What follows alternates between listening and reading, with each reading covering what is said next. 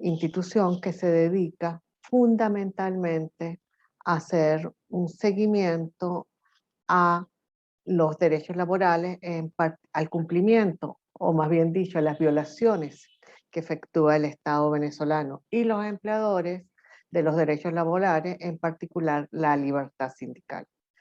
Este observatorio, quiero resaltar que es único no en Venezuela, sino en la región.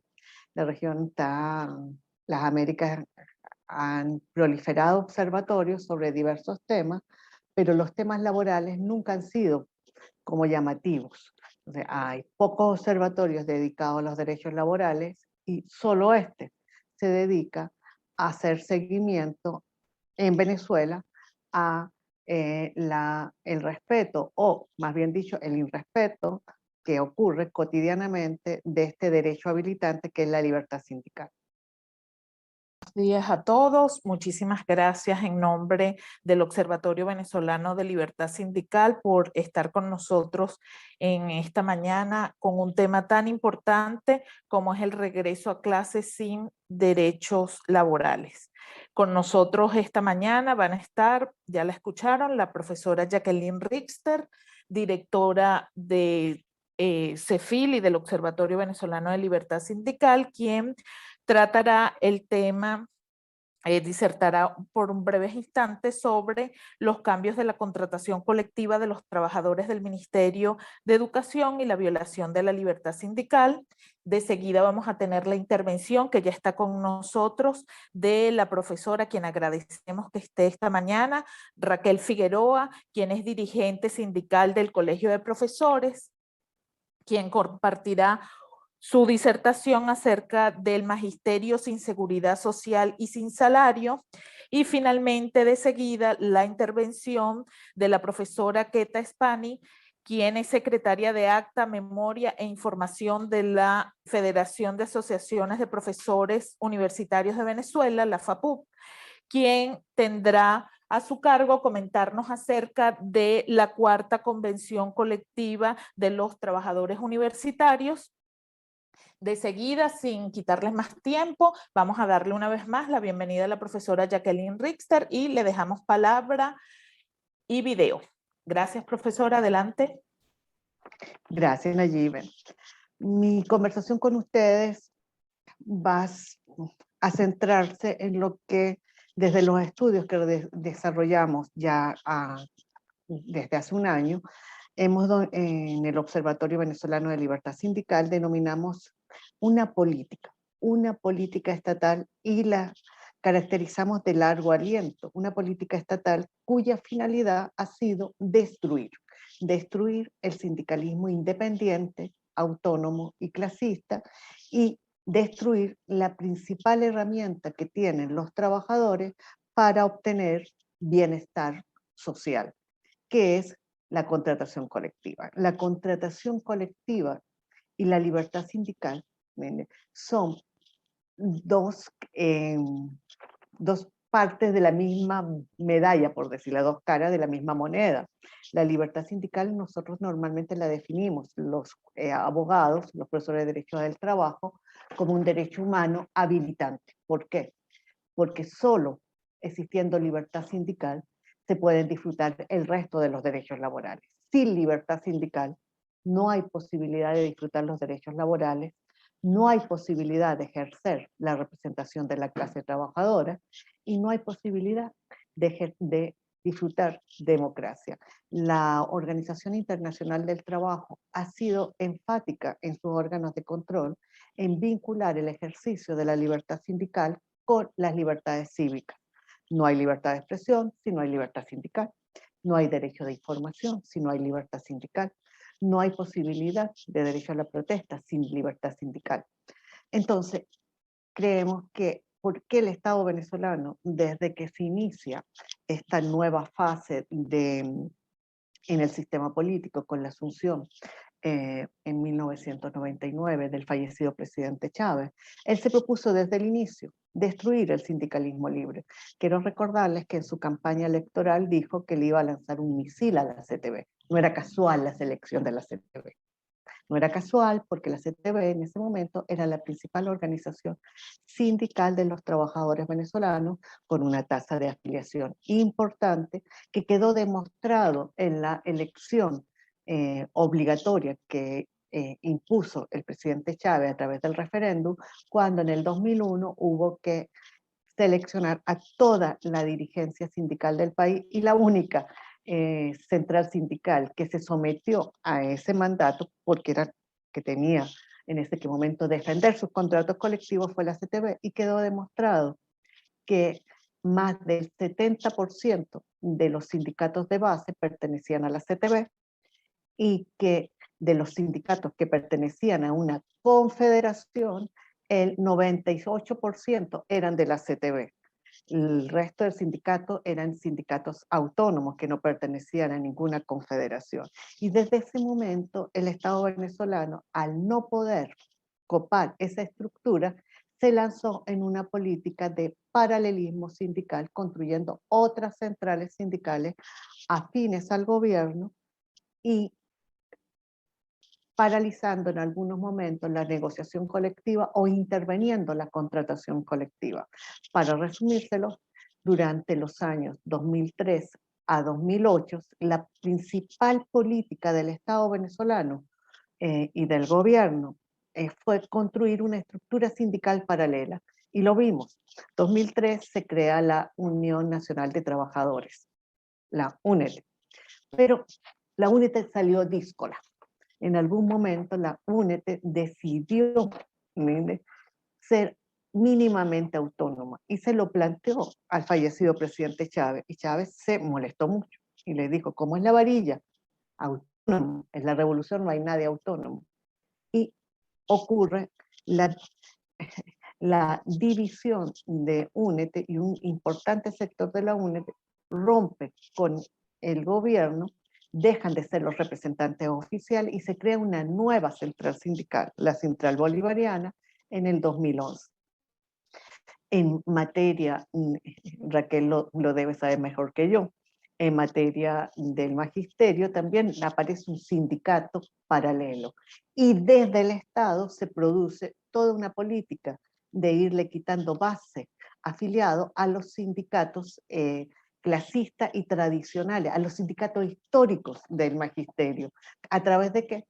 A través de una política de jubilaciones obligatorias. Usted estaba cerca de cumplir los años necesarios para obtener una jubilación y sin que lo hubiera pedido, ¿viste? Si no lo había cumplido, le regalaban una jubilación de oficio. Y si lo había cumplido, le decía: usted no puede seguir aquí, se me va. Con lo cual se generó toda una política de quitarle afiliados. Esa política tenía todo un objetivo: que la nueva organización creada fuera la que discutiese el contrato colectivo.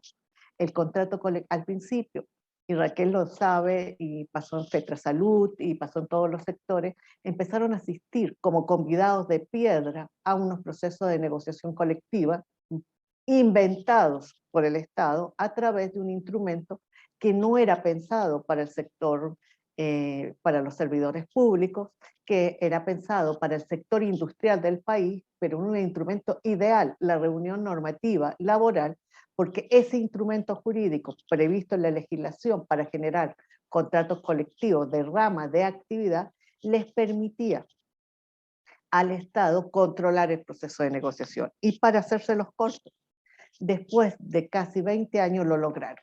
Lo lograron porque de alguna manera lograron que todas las organizaciones sindicales clasistas y autónomas estuvieran en minoría, y finalmente quien administraba el contrato era el sindicato creado por ellos, que tenía una única función: hacer que el contrato colectivo, que había sido una cosa importante para los trabajadores, dejara de cumplir su principal función de redistribuir riqueza y poder.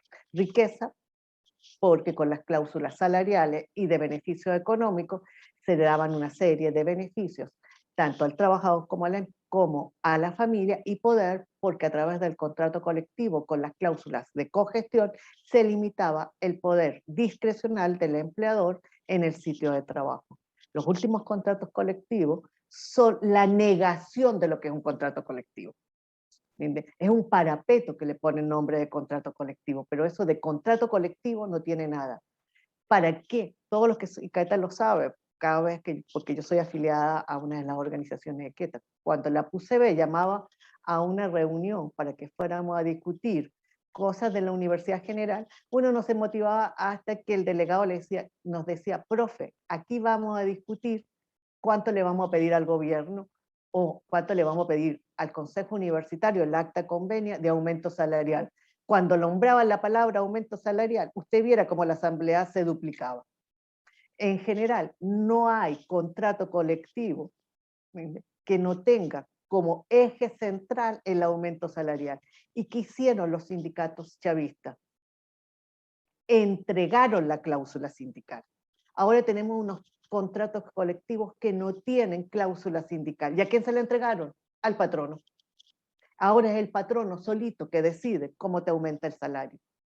Entonces, con eso, ya el contrato colectivo no tiene sentido, con lo cual le diste un golpe profundo a uno de los mecanismos que se utilizaban para redistribuir riqueza y poder.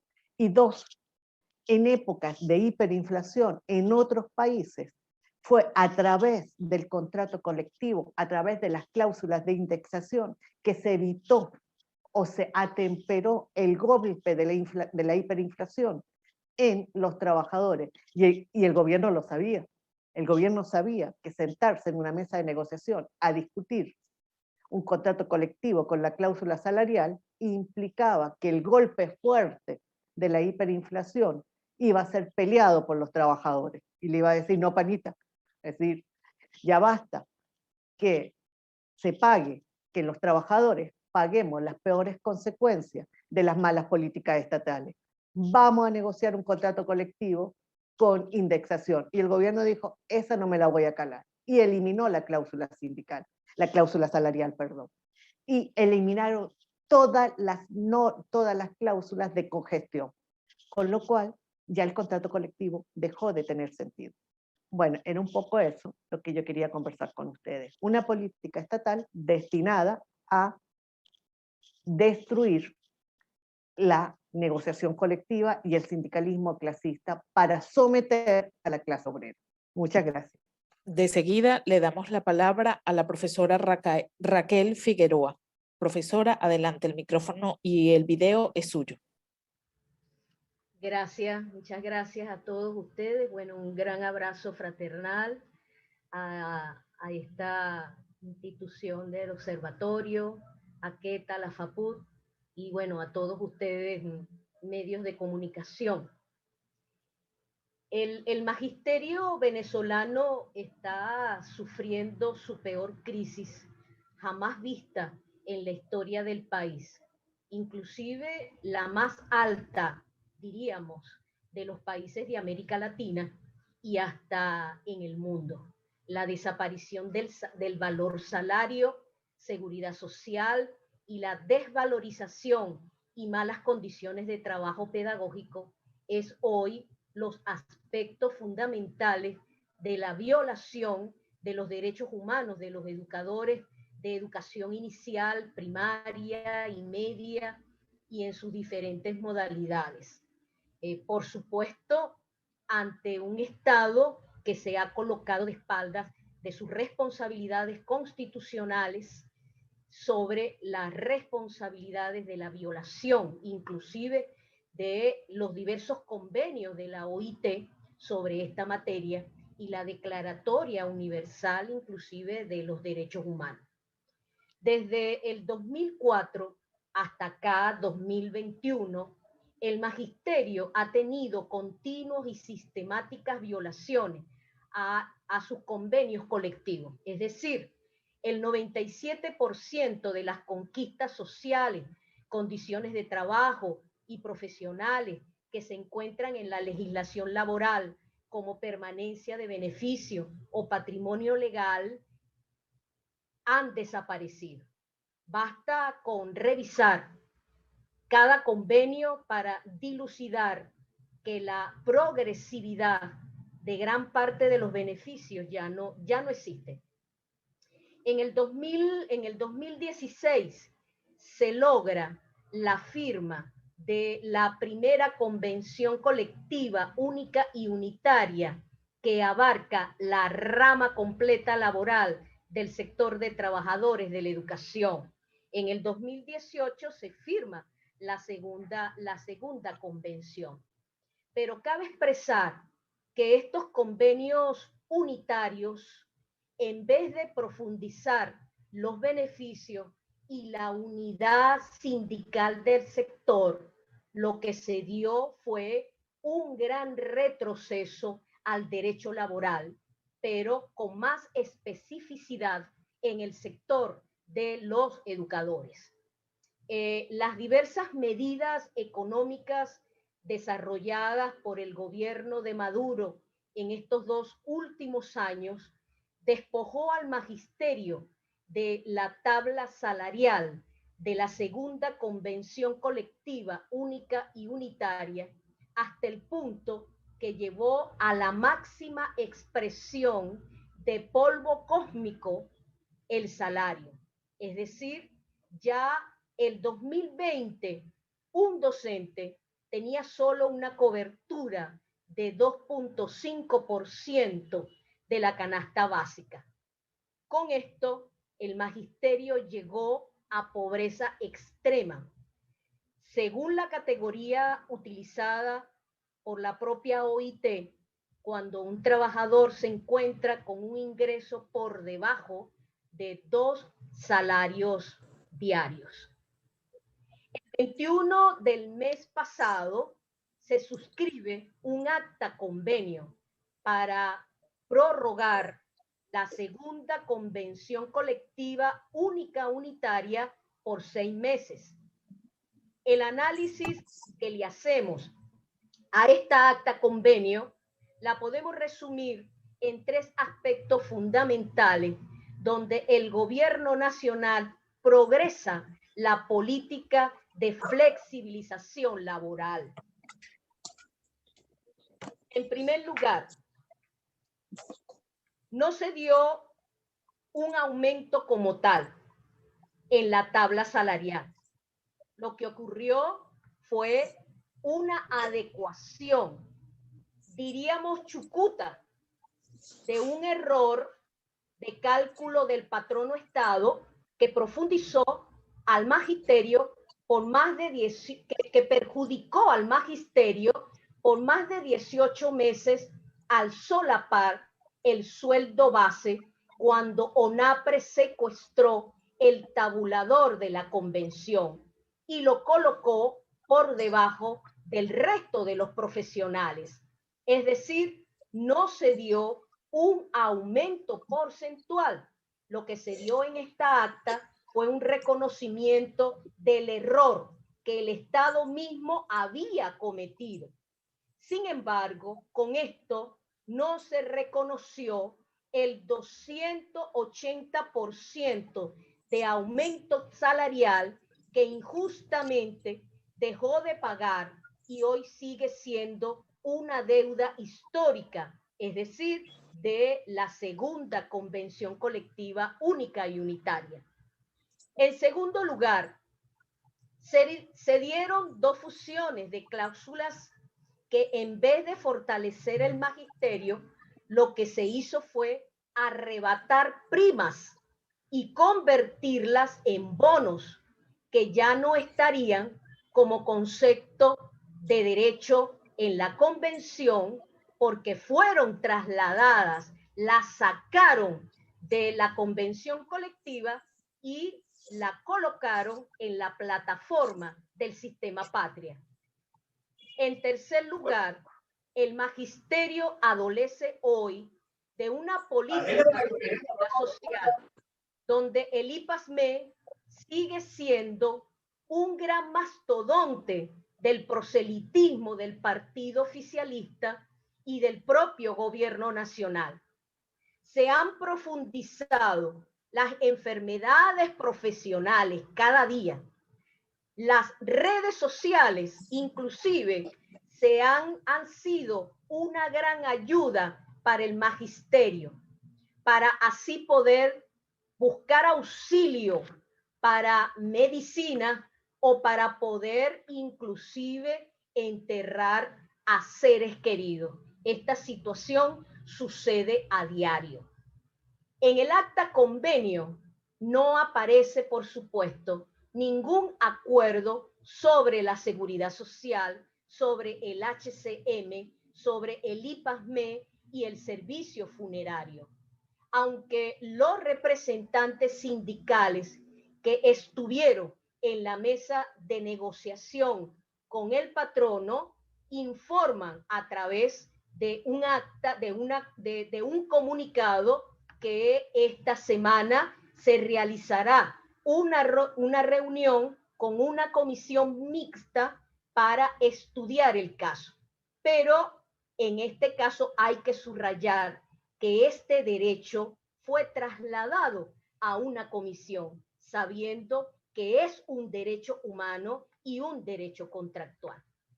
Bueno, esperamos que esto haya sido una gran síntesis muy corta sobre la situación del magisterio, pues que haya ayudado para este tema. Muchas gracias. Bueno, ahora los dejamos con la profesora Keta Stephanie de la FAPUP.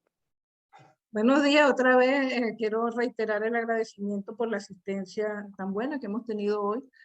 Como siempre, el gremio de la prensa es muy solidario con el sector de educación de Venezuela. Nosotros en las universidades hemos denunciado repetidamente la exclusión de las federaciones mayoritarias y verdaderamente representativas de la negociación colectiva en el sector.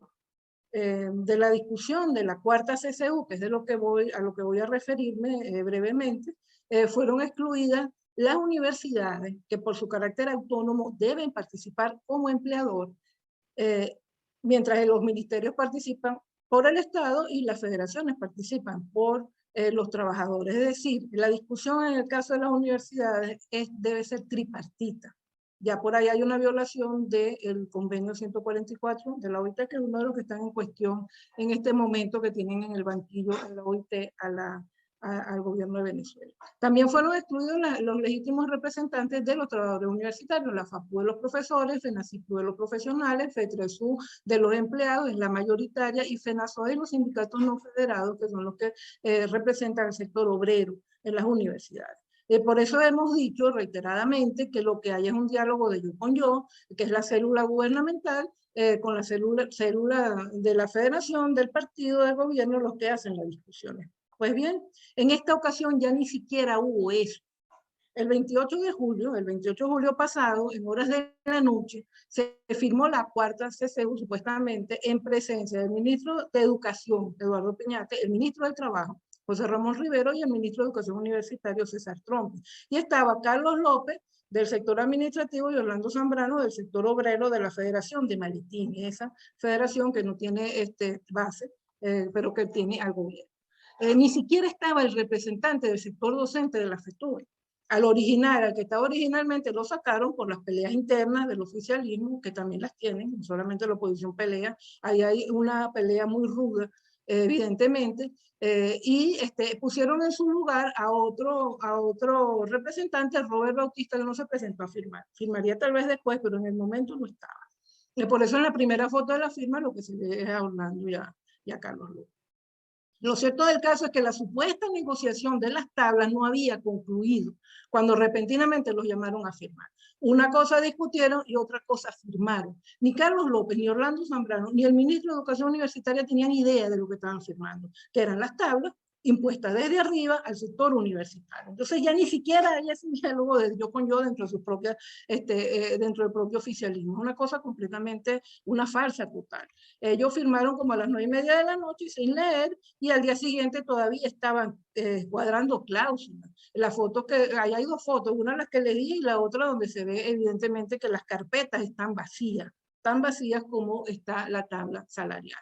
Entonces, esto tan anecdótico desnuda el verdadero carácter de este supuesto convenio, que es una farsa, que viola el convenio 89 de la OIT de libertad sindical, que viola el convenio 144 de diálogo tripartito y el convenio 98 del derecho a la negociación colectiva, así como viola también la Constitución, el decreto ley orgánica del trabajo y todos los acuerdos federativos y actas convenios de las universidades.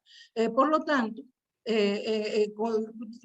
vista esta farsa, pues nadie tiene el documento de la cuarta CCU, nadie lo tiene, ni siquiera las bases mucho menos, y ni siquiera los que participaron como invitados, nadie.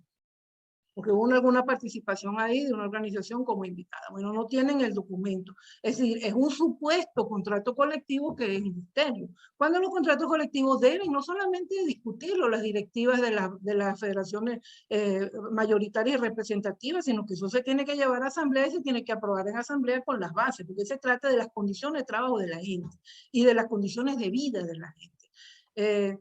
Y digo que ese contrato es un misterio partiendo, suponiendo de buena fe que ese documento exista, de mucha buena fe, porque como les dije ya las carpetas estaban vacías, notoriamente vacías. Entonces lo que ellos hicieron fue llamar a estos dos personajes de la Federación de Maletín y decirle, estas son las tablas, y al ministro, inclusive al ministro, estas son las tablas, firmen aquí y sonrían para la foto. Es una vergüenza, es una farsa y es una vergüenza. Lo único que se conoce entonces de ese contrato son las tablas y unas instrucciones que ya llegaron a las universidades que mandó el ministerio. Y esas tablas revelan claramente la razón por la cual el gobierno está violando la libertad sindical y está violando el derecho a negociación colectiva en el sector, que es para imponer la miseria. Es para imponer la miseria, porque si estuviera discutiendo con las federaciones no la podría imponer. El salario más alto de la tabla, el más alto, que es el del profesor titular, que es el del más elevado calafón, a dedicación exclusiva, que tiene doctorado, maestría, que tiene por lo menos 4 trabajos muy importantes de investigación, más de 15 o 17 años de experiencia en docencia y en investigación y extensión, etcétera. El más alto salario y con la mayor antigüedad es $11 al mes. $11 ahorita, porque en octubre, cuando están aspirando a que empiecen las clases, probablemente sean 6, con el ritmo que lleva la devaluación en Venezuela. Eso en un país donde te cobran $200 por un pasaporte. Es lo que están pagando en esas tablas. Entonces, en conclusión, se viola la libertad sindical y se violan los convenios internacionales, por lo que tienen al gobierno hoy en el banquillo, como dije, de los acusados en la OIT, y se viola la Constitución, las leyes y la normativa universitaria para liquidar los derechos laborales de los universitarios. Ocurre que sin derechos laborales la educación pública no es sostenible, es decir, no es posible, no es un problema de voluntad de los maestros, de los profesores que queremos dar clases, no es posible si no hay derechos laborales, no es posible si no hay salario, no es posible. Es por eso que la Junta Directiva de FAPUA, en reunión del 24 de julio, con autoridades universitarias, con otros gremios universitarios y diversas organizaciones de la sociedad civil, propuso y se acordó así, fue acogido pues, por los asistentes, la constitución de una alianza en defensa de la sociedad del conocimiento en Venezuela, porque si no es sostenible la universidad, no hay investigación, no se produce conocimiento. Si estamos en la situación sin derechos laborales en todos los niveles, en todos los subsistemas de la educación, educación básica y educación universitaria, entonces tampoco hay acceso a la educación. Y con la pandemia se ha cerrado mucho más la equidad de acceso a la educación por parte de nuestra juventud. Y si no hay libertad de información, y vemos que en los últimos meses las detenciones arbitrarias en este país han sido fundamentalmente por informar, ha sido fundamentalmente hacia los medios, entonces si no hay prensa libre, es imposible la difusión del conocimiento. Por lo tanto, esta es una alianza que hemos propuesto que abarca a muchos más sectores del país, que no es solamente los universitarios. Y es por eso pues, que hemos propuesto esa alianza. Si hay alguna pregunta, aquí estamos para responder. Muchísimas gracias, profesora Queta, muchísimas gracias a Jacqueline, a la profesora Raquel Figueroa por acompañarnos. Si los participantes quieren hacer preguntas, lo pueden hacer habilitando el micrófono, se les va a dar permiso de habilitarlo, o lo pueden hacer a través del chat escrito. Muchísimas gracias, estamos atentos para la pregunta de aula abierta. Agradecemos que nos digan su nombre para que quede en el recording. Gracias. Bueno, muchísimas gracias. Soy David Gómez Gamboa, director de la ONG Aula Abierta, que se dedica fundamentalmente a la documentación de las violaciones de los derechos de los y las universitarias y a través de informes a hacer incidencia internacional frente a los órganos de derechos humanos, tanto de Naciones Unidas como del sistema interamericano. Primero que todo, les quiero agradecer infinitamente la realización de este evento donde visibilizan con mucha claridad y además de forma muy precisa las distintas violaciones a distintos derechos, entre esos la libertad sindical y la libertad de asociación. Desde Aula Abierta les quiero comentar que hemos hecho un seguimiento de esas violaciones y que en razón de eso hemos enviado distinta información, obviamente actualmente, pero además en los años anteriores, a órganos tanto de Naciones Unidas como del sistema interamericano. La semana pasada, el lunes pasado, la Comisión Interamericana justamente publicó un comunicado de prensa donde alertaba de algunas de las preocupaciones que además luego en los días siguientes se han seguido agravando. Igual estamos en conversación directa con el relator de Naciones Unidas para la Libertad de Asociación, Clement Boulet. Yo básicamente les quisiera preguntar a los y las presentes sobre su disposición de concertar su participación de unos 3 o 4 actores desde la FAPUP y algunas de las organizaciones que han organizado justamente este evento en una reunión que estamos justamente coordinando con el relator de Libertad de Asociación de Naciones Unidas, pidiéndoles que preparen una especie de compilación sumamente concisa de las preocupaciones más graves.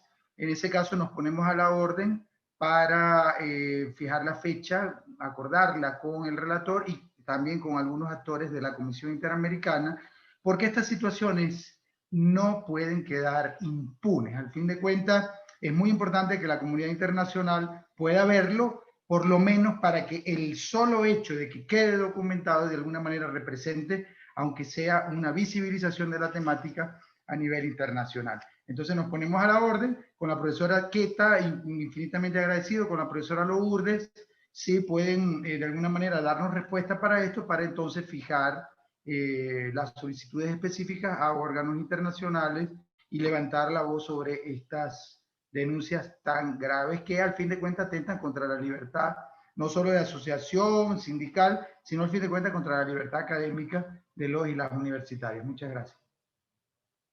Sí, bueno, por supuesto que nosotros vamos a acompañar. Yo creo que el sector de educación básica también puede acompañar esas denuncias, porque como les dije antes, es un solo asunto, es decir, es el derecho a la educación que está comprometido y la violación de los derechos de libertad de asociación, etcétera, abarca, y de los derechos laborales abarcan a todo el sector. Con FAPU pueden contar que vamos a participar con ustedes, con Aula Abierta, como siempre lo hemos hecho en esta iniciativa. Nosotros hemos desarrollado ya distintas denuncias a nivel internacional, no solo con la CIDH, sino con la OIT, que han sido además ampliamente citados en los documentos de la CACR de la OIT, lo que han sido nuestras denuncias. Y que se han hecho sobre la base de documentar, porque tú no puedes mandar un cuento, sino que es documentando las violaciones y han sido tomadas en cuenta pues, en las discusiones internacionales de la OIT. Entonces sí, puede contar con nosotros, David. Muchísimas gracias. Puede la prensa decirlo que lo vamos a hacer. Argelia Castillo tiene la mano levantada. Muchas gracias. Adelante. Hola, muy buenos días. Muchísimas gracias por la invitación.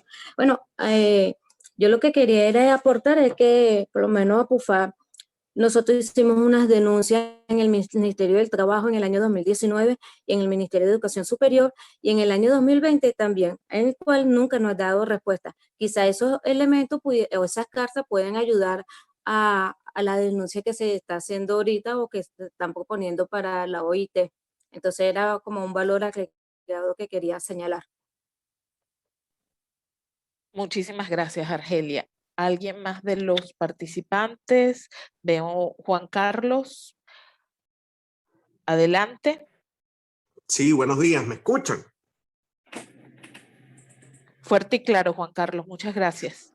Bueno, Juan Carlos Salas, periodista de Hispanopost. Bueno, quisiera preguntarles, bueno, creo que cualquiera de las tres de las ponentes me puede responder esta pregunta. Y es, ¿qué más pueden hacer los organismos internacionales? La profesora Queta habló de, bueno, de documentar todo esto. Hemos visto cómo la Organización Internacional del Trabajo ha hecho, bueno, distintos llamados al Ejecutivo Nacional, a Nicolás Maduro, al Ministerio del Trabajo en Venezuela, pero lamentablemente no pasa absolutamente nada. Entonces, bueno, ¿qué más pueden hacer? O sea, o a dónde más acudir cuando ya, como les dije, organismos como la OIT, la CIDH, etcétera, han hecho pronunciamientos y el gobierno simplemente se hace de oídos sordos y lamentablemente las consecuencias lo pagan los trabajadores venezolanos, ¿no? A ver, Juan Carlos, tengo una pregunta muy importante porque siempre sale la ineficacia de las sanciones internacionales. O sea, y denunciamos, y denunciamos, y denunciamos, y no pasa nada, parece. Pero no es tan verdad que no pase nada. Sí es verdad que al gobierno le importa mucho cuando lo sientan en el banquillo de los acusados. Por alguna razón, cada vez que se acerca la fecha de sentarse en el banquillo de los acusados, empieza a mandarle cartas y a tratar de montar de mesas de diálogo con las organizaciones sindicales y de empleadores del país. No es casual que todos estos viernes hayan existido en el Ministerio del Trabajo unas reuniones justamente para cumplir las recomendaciones que el mismo Estado dice que no va a cumplir de la comisión de encuesta. Y no es tan cierto que eso es absolutamente ineficaz. Eh, hablando de comisiones de encuesta, en el año 1975, en plena dictadura chilena, la comisión de encuesta le salvó la vida a un dirigente sindical que estaba desaparecido. Estaba en la lista de personas que la comisión de encuesta, que la dictadura de Pinochet no quería dejar ingresar, y dado que era un mandato de la OIT, y le dijeron, mire señor, decidan, o la dejan entrar o van a pasar a otro tipo de sanciones dentro de la OIT. Y Pinochet, en plena dictadura, en 1975, dejó entrar a la comisión y la comisión le dijo, miren, yo tengo que hablar con fulanito de tal. El tipo estaba desaparecido. Lo tuvieron que parapetear y le debe la vida. Esa persona está viva por la acción internacional. La situación interna no va a mejorar solo por la acción internacional. La situación interna va a mejorar en la medida que las organizaciones sindicales logren una plataforma unitaria de lucha, que es otro asunto. Entonces, que haya algún apoyo internacional, puede haber. Cuando sigamos teniendo 18 o 17 organizaciones en un sector de actividad discutiendo un contrato colectivo y del otro lado haya una sola, es difícil. Y que más encima sea la que el Estado está reconociendo porque ha tenido toda una política de desafiliar trabajadores de las organizaciones sindicales autónomas bajo la jubilación y como quien manda son ellos, y si usted quiere ingresar a dar clase en cualquier plantel de Venezuela, lo que le van a decir es usted ingresa siempre y cuando se afilie por acá. Inclusive están utilizando el mecanismo, por cierto, muy mexicano, de la afiliación automática. Cuando el trabajador ingresa al ministerio, entre los papeles que firma está la afiliación al sindicato oficialista, ni se entera. Entonces, la única forma de combatir eso es con la acción unitaria y clasista de las organizaciones autónomas, apoyadas con la denuncia internacional. Y ahí le dejo la palabra a las que son dirigentes sindicales, a Raquel y a Queta. Sí, me gustaría agregar un aspecto o subrayar un aspecto que señaló Jacqueline, ¿no? Si bien es cierto, las denuncias internacionales hay que seguirlas haciendo porque son necesarias, pero hay un aspecto muy necesario que en este momento es fundamental, que es la situación interna de los trabajadores venezolanos, que requiere precisamente una estrategia unitaria para enfrentar precisamente el secuestro que está haciendo el Estado venezolano frente al sindicalismo, pero también precisamente para el desarrollo de su política de flexibilidad laboral. Es decir, estamos ante una situación bastante grave que se necesita el protagonismo unitario de los trabajadores. Hoy en día sabemos que hay una tremenda dispersión. En el caso del magisterio, una dispersión bárbara, porque no solamente tenemos una asociación sindical a nivel nacional, sino que tenemos 9, y 9 de ellas, una tiene características 100% patronales, pero el resto tiene una debilidad y una función muy conservadora en ver las luchas sindicales. Prueba de ello fue lo que estamos viviendo hoy en día con esta acta convenio. Pero en lo que tiene que ver con este instrumento de centrales unitarias para incorporarse en una convención única y unitaria laboral, en este caso, lo que estamos viviendo en este momento, la convención única y unitaria no le ha servido a los trabajadores para ascender en sus derechos laborales, en sus derechos contractuales. Al contrario, ha profundizado en la política de flexibilización laboral. Entonces, eso es algo importante que debemos subrayar, y allí el elemento importante de seguir la denuncia de manera internacional, porque es que el Estado patrono está utilizando una mala interpretación de los derechos que están contemplados en la Ley Orgánica del Trabajo venezolano, para hacer ver que allí realmente hay el desarrollo del fortalecimiento del salario, y da la casualidad de que esos son instrumentos que está utilizando el propio Estado para poder fortalecer sus medidas económicas en el sector de trabajadores, específicamente en el magisterio. Bueno, sí, efectivamente, digamos, la crisis que existe en Venezuela es la solución a la crisis que tenemos en Venezuela, es una solución que se tiene que dar en Venezuela. Es un proceso de reinstitucionalización, es un proceso de reinversión, de desarrollo de los medios de producción, y no es, digamos, no depende de la acción internacional. No queremos que dependa de la acción internacional.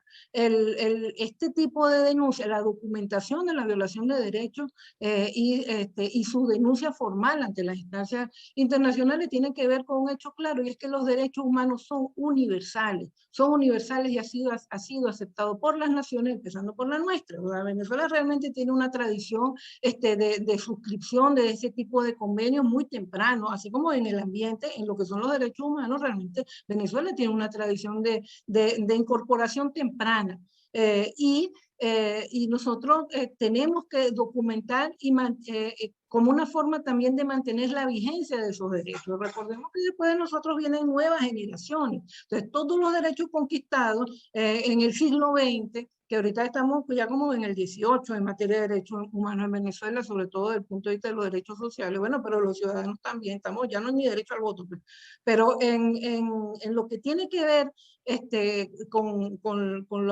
esos derechos universales, nosotros tenemos que pensar que hay nuevas generaciones y que la vigencia, mantener la vigencia de esos derechos es fundamental para la nación y es fundamental para la población. Entonces, ese trabajo que nosotros hacemos es importante para eso también. Venezuela se tiene que mantener dentro de lo que son los parámetros de los derechos universales y del ser humano. Y nosotros no podemos permitir que se saque eso. El gobierno, que es bastante tiránico, pues lo que hace es disimular, es decir, que sí los cumple, pero no los cumple, o cuando ya no lo puede evitar, entonces reconoce, bueno, sí, eso fue un hecho puntual, vamos a resolverlo, etcétera, pero nosotros no podemos aceptar que se den por perdidos esos derechos. Entonces nosotros, esa documentación a nivel internacional ayuda a mantener la vigencia de esos derechos, tanto desde el punto de vista formal cómo lo internaliza la gente. Si la gente se mantiene consciente de que esos son sus derechos y que se los están violando y que hay que luchar por la defensa de esos derechos. Muchísimas gracias, profesora Queta, profesora Jacqueline Richter, profesora Raquel Figueroa, a los participantes. Si no tienen comentarios o preguntas, en breves instantes entonces daremos por cerrada esta rueda de prensa, agradeciendo al Observatorio Venezolano de Libertad Sindical, a CEFIL, por la organización, y a ustedes, por supuesto, por su participación. Muchísimas gracias. Y Argelia, tienes la mano levantada, el micrófono es tuyo, adelante. Ok, sí. Quería comentar, ciertamente que las denuncias internacionales son importantes, pero esto debe estar acompañado por alguna protesta de masa, ¿ok? Porque la denuncia en papel es importante para que quede y se pueda sistematizar. Yo creo que este es un espacio importante donde pudiésemos comenzar a definir qué hacer como una acción de calle, ya que los problemas de educación media y los problemas de educación universitaria o de todos los profesionales o de la administración pública son las mismas. Porque esto que nos está sucediendo a nosotros en la universidad y en la educación media está sucediendo con los demás trabajadores. Creo que no deberíamos irnos, por lo menos plantearnos antes de cerrar la actividad de hoy, plantearnos o una reunión para planificar alguna acción de calle que pudiese ayudar a fortalecer la denuncia que nosotros podemos hacer en términos administrativos. Eso como una propuesta. Bueno, por Lo parte de eso, dejo de a acuerdo, la mesa. Argelia, cuenta con nosotros. Sí, podemos reunirnos y podemos planificar esas actividades. Claro que sí. De hecho, la propuesta de alianza en defensa de la sociedad del conocimiento tiene que ver con eso. Yo creo que tenemos que reunirnos, ya formalizaremos entonces un plan de actividades, de trabajo.